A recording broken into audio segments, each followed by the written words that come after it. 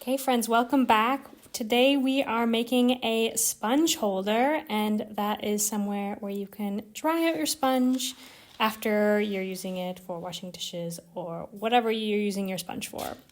So the first thing you need to do is cut out the templates, and then the K4 template needs to be pieced together because this piece was too long to print on one page of paper. So you just need to use some tape and connect them together. I want to remind you guys to print at 100% scale if you want your templates to be the same size that mine are in this video. That is a setting that you can usually find when you're printing out the templates. But of course, like all my templates, you can size them up or down to fit whatever sponge you want. So as usual, I'm using 1/2 centimeter thickness gauges to roll out my clay, and then I'll compress it with a rib.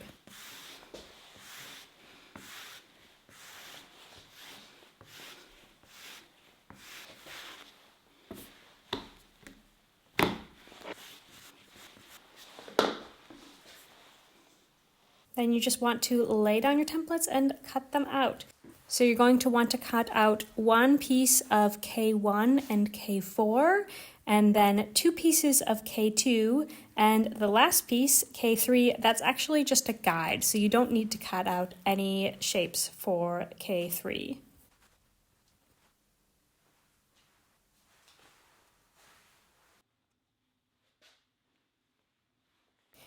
And then, as usual, I like to put my cutout pieces in front of the fan to dry out a little bit. This just makes them a little easier to work with. They're not quite as floppy as they otherwise would be, but this very much depends on your clay, so you might be able to skip the fan step. Okay, we're going to start with the long piece. This is going to be the foot, and we just need to piece it together in a circle for the beginning. So I'm using my tool to cut a 45-degree angle. If you don't have this tool, you can just use a knife, and then you need to score each edge.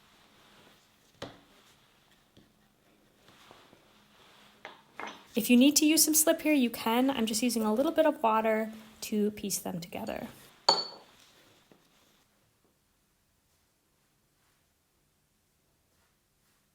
And then you want to go ahead and blend them right away.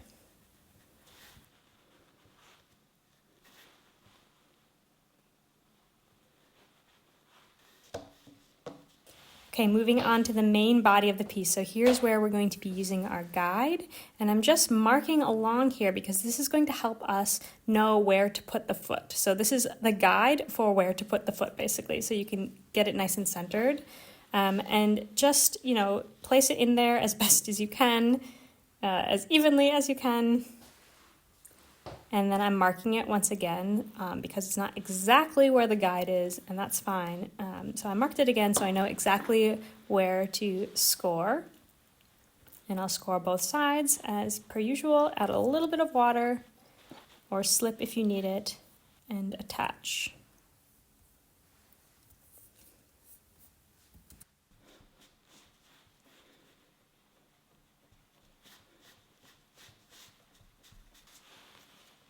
Okay, so the next step, we need to give this base a little bit of curve. So I'm using my hands to just press that inward a little bit. I want to make it curve in a little bit, nice and evenly, keeping an eye on the foot that you're not distorting the foot.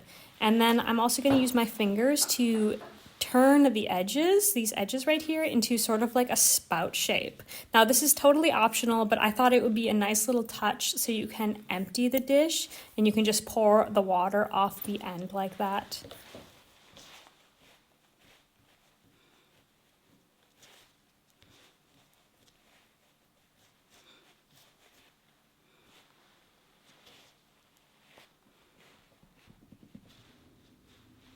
Now I'm cleaning up any extra scoring lines here and using my paintbrush to smooth it out.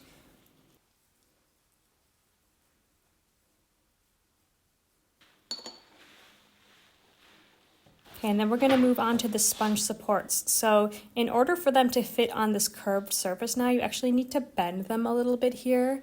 So just bend it just a little bit like I did and hold it in place, and then you can use your needle tool to mark exactly where it needs to go, where you can do your slipping and your scoring.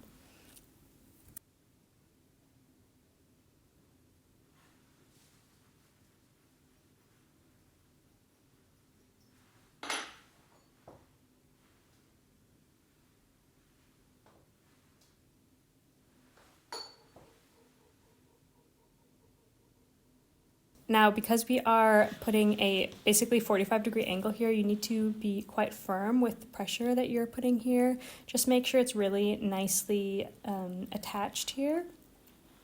If you're finding that your clay is too floppy and it's not working, it's not sticking up straight, that means it needs to dry out a little bit more. So just pop that in front of the fan for a little while. If you live in a very humid place or you're working in a very humid environment, you might cut out these pieces and leave them for next day. Just depends on the dryness of where you're working.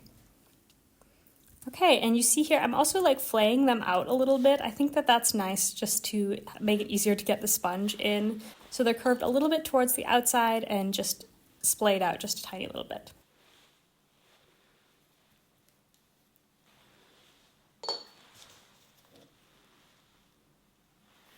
Next, we're going to let our sponge holder firm up overnight before I go back in and clean up all the edges. You'll notice that the edges are a little bit rough still.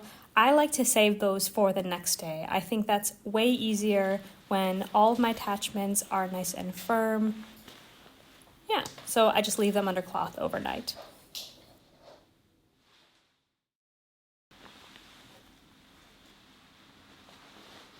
Next day, we're just gonna tidy things up.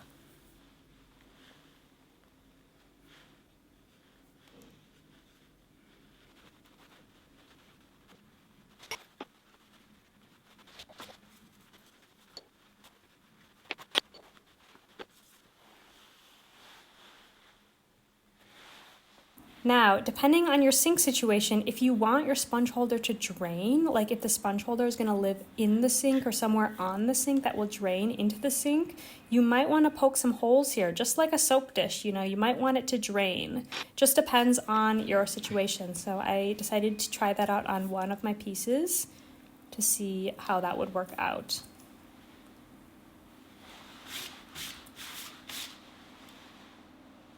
Okay, now we're just going to let them dry out. I'm going to fire them and glaze them.